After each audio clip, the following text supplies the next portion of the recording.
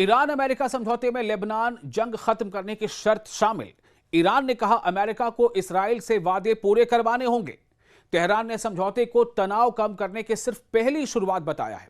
Iran ने कहा है कि लेबनान में चल रहे इस्राएली सैन्य अभियान को खत्म करना तेहरान और वॉशिंगटन के बीच हुए समझौते का एक अहम और अलग न किया जा सकने वाला हिस्सा है, यानी ये इनसेपरेबल पार्ट है जिसे अलग नहीं किया जा सकता। ईरान के जो फॉरेन मिनिस्ट्री है उसके तर्जुमान इस्माइल बगाई ने सोमवार को एक प्रेस कॉन्फ्रेंस में यह बात कही। उन्होंने बताया कि ईरान और अमेरिका के जो अथॉरिटीज हैं उन्होंने एक समझौता ज्ञापन यानी MOU को आखिरी शक्ल दे दी है और इसकी जो फॉर्मल इस पर जो अब दस्तखत होना है ये जुमे को होने की उम्मीद है।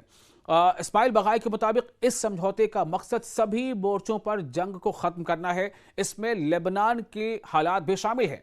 उन्होंने कहा कि यह समझौता ईरान की मजबूती और दबावों के सामने उसके डटे रहने का परिणाम है। ईरानी तर्जुमान ने कहा कि बैरूत जो लेबनान की राजधानी है, बैरूत के सदर्न इलाके में यानी दक्षिणी इलाके में दहिया में हुई इस्राएली कार्रवाइयों के बावजूद ईरान और लेबनान के जो राष्ट्रीय हित हैं उन्हें सुरक्षित रखने की कोशिश जारी रही। उनका दावा है कि इन घटनाओं ने पूरे रीजन में जो प्रतिरोधी समूह हैं, जो रेजिस्टेंस फोर्सेस हैं, उनके बीच एकता को और मजबूत किया है। इस्माइल बगाई ने कहा है कि लेबनान और वहां जंग का खात्मा ईरान के खिलाफ अमेरिका और इसराइल की कार्रवाई को खत्म करने वाले समझौते का अटूट हिस्सा है। उन्होंने कहा कि समझौते के दस्तावेज में लेबनान का 3 बार उसमें उल्लेख किया गया है और इसमें देश की सॉवरेनिटी और जो रीजनल एक अखंडता है, यूनिटी है, उसका सम्मान करने की बात कही गई है। ईरान के साथ ही अमेरिका को चेतावनी भी दी गई है।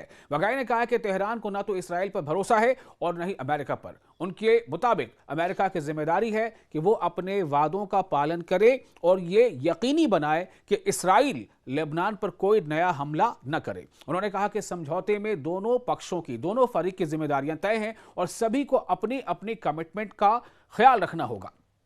ईरानी तर्जुमान ने यह भी कहा कि जंग शुरू होने के 108 दिन बाद यह समझौता हतमी शक्ल अख्तियार कर चुका है, हतमी रूप ले चुका है। उनके मुताबिक जो अपोजिशन फरीक है उसने दावा किया था कि उसने ईरान की कैपेबिलिटीज को भारी नुकसान पहुंचाया है, लेकिन आज समझौते तक पहुंचना ईरान की जो रेजिस्टेंस पावर है उसको यह जाहिर करती है। हालांकि इस्माइल बगाई ने यह भी कहा है कि अमेरिका के तई ईरानी जनता का जो अविश्वास है वो काफी गहरा है। उन्होंने इसका नतीजा और इसकी वजह दोनों देशों के बीच लंबे समय से चले आ रहे तनाव और ऐतिहासिक घटनाओं को बताया। ईरान का कहना है कि यह समझौता आखिरी समाधान नहीं है बल्कि रीजन में तनाव कम करने की दिशा में एक शुरुआती कदम है। फिलहाल सभी की नजर शुक्रवार को होने वाली मुमकिना ऑफिशियल साइनिंग यानी दस्तखत पर टिकी हैं, क्योंकि इससे वेस्ट एशिया के सियासी और सुरक्षा के जो हालात हैं उस पर बड़ा असर पड़ सकता है।